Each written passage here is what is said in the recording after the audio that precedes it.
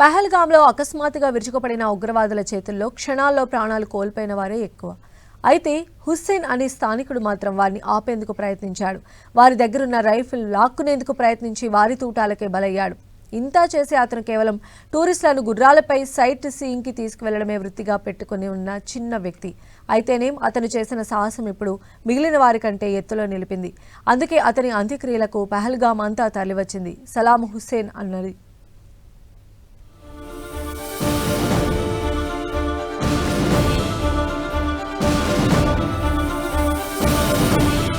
పహల్గాంలో ఓవైపు ఉగ్రమూకలు పచ్చిక బయళ్లపై రక్తపుటేరులు పారిస్తుంటే ఓ యువకుడు మాత్రం వారిని ధీటుగా ఎదుర్కొనేందుకు ప్రయత్నించాడు.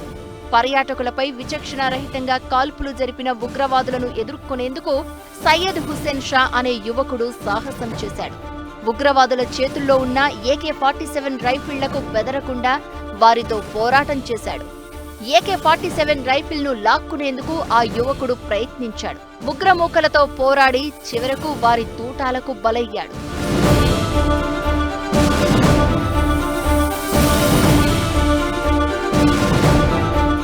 సయ్యద్ అదిల్ హుస్సేన్ షా జమ్మూ కశ్మీర్లోని అనంతనాగ్ జిల్లాకు చెందిన యువకుడు.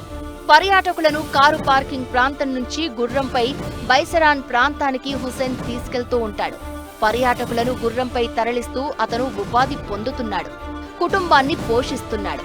నిన్న మధ్యాహ్నం పర్యాటకులను లక్ష్యంగా చేసుకుని కాల్పులు జరిపిన సమయంలో సయ్యద్ హుస్సేన్ తన ప్రాణాలను లెక్క చేయలేదు. ఉగ్రవాదులను ఎదుర్కొనేందుకు ప్రయత్నించాడు. ఓ ఉగ్రవాది చేతిలో ఉన్న AK-47 రైఫిల్ ను లాక్కునేందుకు ప్రయత్నించగా అతన్ని కాల్చి చంపారు. హుస్సేన్ కు తల్లిదండ్రులు, భార్య, పిల్లలు ఉన్నారు.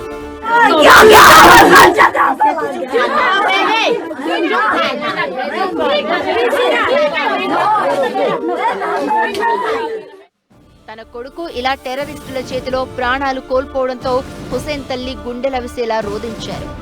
ఓ చిన్న ప్రాంతంలో గుర్రాలు తోలుతూ జీవించే తమకి ఇలా జరగడమేంటంటూ శోకసంద్రంలో మునిగిపోయారు.